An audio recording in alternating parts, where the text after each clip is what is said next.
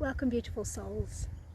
My name is Zoe and I am the singing farmer at EarthSongFarm, and I am here today sharing my journey of creating my authentic life.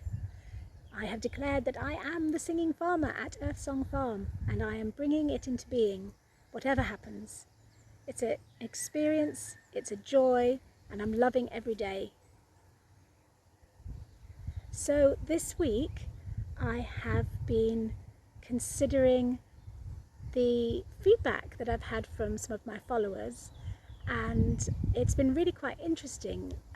What I've observed is that it seems to be that what people are seeking in their lives is what they're seeking from the videos. So that's been quite interesting. I'm hearing that some are seeking a joyful video and some are seeking a calming video, and others are seeking excitement, and others are seeking some singing, and others are wanting animals. So I was pondering this, and I believe that actually what we get to do is we get to connect with ourselves and see, is there something missing in our lives?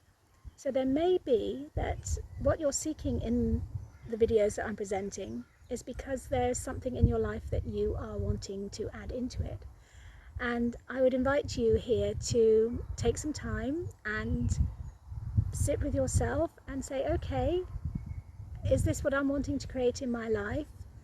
If that's what I'm seeking in the videos, then how can I create that in my life? Yeah, so if you are seeking joy, how do you get to create that in your life? And if you're seeking some peace and tranquility and calmness, how do you get to create that in your life?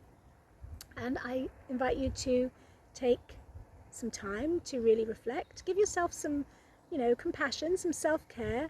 There's whatever you need, you deserve to have what you need in your life, what you want in your life, and you get to create that.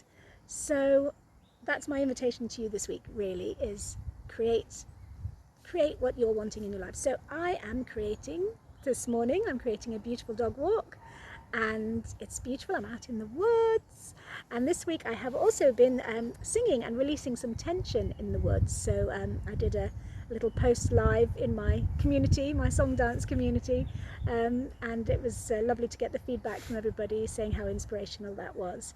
So that was me I was feeling sad in the moment, and I was aware that I had all this feeling that I wanted to release, and so I checked that nobody was about, and thankfully on that day there was nobody about. Today there's lots of people in the woods, and I had a little go at singing. Well, it wasn't really singing, it was more sounding and releasing some blocked emotion.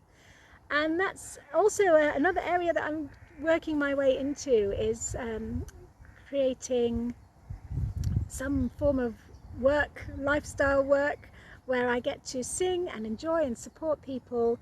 And it's all a process in creation. I'm not sure where it's all leading. I'm leading from the emerging future. I've done some theory use stuff as well, so it's like this is all coming together, and I'm going to create something along the lines of emotional support with singing. I feel that that's the right path for me to go as well.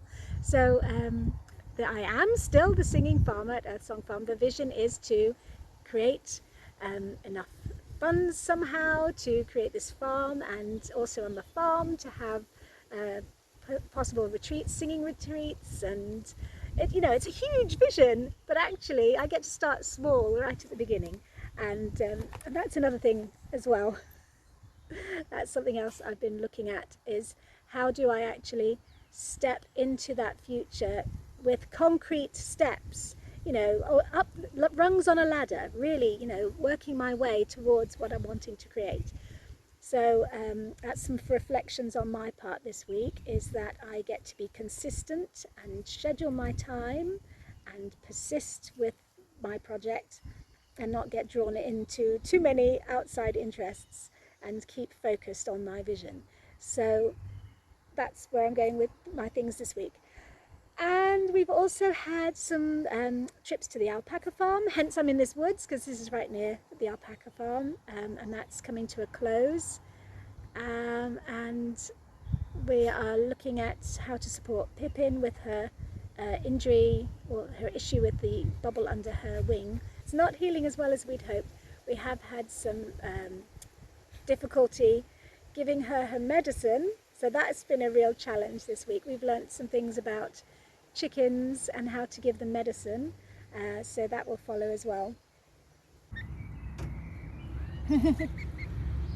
So I'm back in the garden with Pippin and Ebony, and I thought I'd fill you in with some of the things that have been going on this week.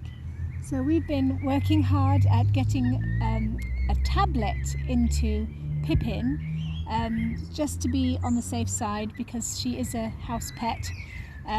We have gone down the route of antibiotics because she was wheezing quite a bit, and the antibiotic is in a tablet form, and this has been a challenge for us. So what we've tried all sorts of things. So I'll tell you what we've tried.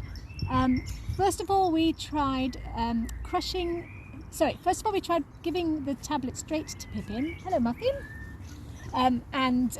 She took that the first time, so we did half a tablet, took it the first time, hello Muffin, and it went in, and then she cottoned on to the fact that it didn't taste very nice, so when we tried that again the second time, it wouldn't go in. You're scaring the chickens, darling. And then after that, we tried putting some peanut butter on the half tablet, but she doesn't like peanut butter, it got stuck in her beak, so that didn't work. So then we tried putting it into sweet corn. Now this was quite good. We cut the tablet into quarters and stuck it into little pieces of sweet corn. Muffin, come out of the way. Oh my god. Oh my goodness. Come here, Muffin. So so we then tried putting the tablet into sweet corn. So we cut it into quarters and put little quarters in the sweet corn, and that seemed to work. So she got most of the tablet in that way, and then the next time round we thought, oh, this is a good technique.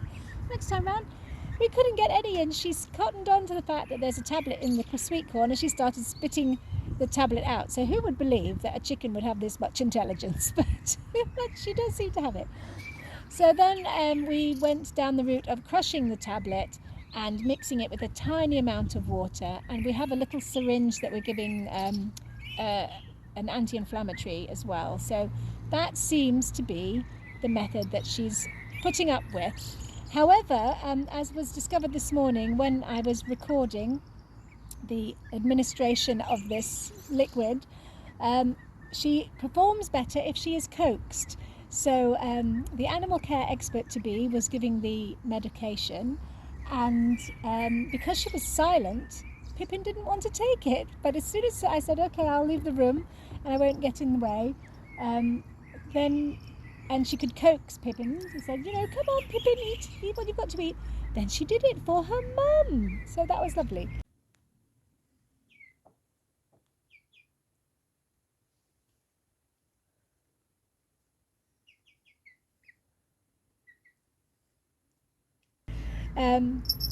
So that's what's been going on with the tablets. So, Muffin, sorry, Muffin's very bad. She's come to be in the video again. Don't scare the chickens away, darling. So so that's what's been happening there. Oh my goodness, I think I get to give up. I think I get to give up with the cat. I think she needs a cuddle. So I'm going to go and give Muffin some attention. So I've been working on this bed for months now. I was aware that I've done a crop rotation, and I created this space for pumpkins and courgettes, and I created some green manure which I've now chopped back, and I'm making a little home now for my courgettes, or zucchini if you live in America. So the courgettes, I've got a couple of varieties. I've got one that's called a Zubida, I think, and I've got a couple of Danitza. I've got a couple of pumpkins, little jack-o'-lantern pumpkins, and I get to spread them out quite far apart because they need a lot of space when they grow, and I'm going to plant them in. So at last they're going in. It's been a very cold spring, and it's taken me a bit of time to get ready. So actually it's worked out quite well, because they're possibly going in a bit later than normal, but it has been really cold, and these have been growing in the conservatory, so they've had a little head start. The pumpkins are huge. Pumpkins are big, great big things, so I'm going to put those in, and then we should hopefully have some delicious courgettes further on into the summer, so I'm quite excited. Alright, I'm going to dig a hole, put some water in, plant my little courgette, and sing a song, because that's what I do. Little courgette, in you go, in you go. Little courgette, in you go. You are a zucchini, you don't wear a bikini. Little courgette, in you go, in your hole. I love to plant my little plants. In they go, a good bit of water. In you go, in you go, in a lovely hole for you. Let's get you all snug and placed. There we go, little courgette. There we go, little courgette. I'm going to do the pumpkins now. And that's really just where I'm at this week in my journey. So thank you so much for coming along with me on this journey, and I really appreciate that you are continuing to follow and support me in my vision, and my vision is also to support you. So do keep sending in your feedback, your comments, and I will work at providing content that supports you, and whatever it is you're wishing to see, I will work on that. And yeah, life gets to be beautiful. We get to be joyful, happy souls, enjoying the moment. And I invite you to take that time for yourself and really connect and be who you truly want to be. Okay, we've got 2 doggies today.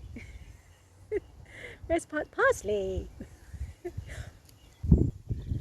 Okay, I think I'll end there, and I'll see you next week.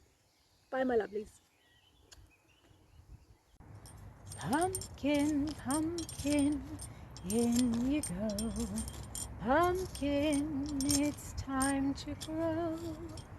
You should grow quick and not slow. Pumpkin, in you go. Pumpkin, pumpkin, in you go. Pumpkin, it's time to grow, grow, grow.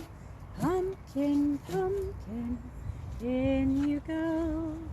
In you go, my pumpkin. Oh, it's got caught on a bramble. I need to get that out. Right, there we go. Oh, I think it's time to get these in. I can tell they've been sitting in the conservatory a bit long. I'm ready to get going. There we go. To do with a little bit more soil around there. There we go. There we go. Digging in the garden and singing. I think you should go and do some of that. It's really fun.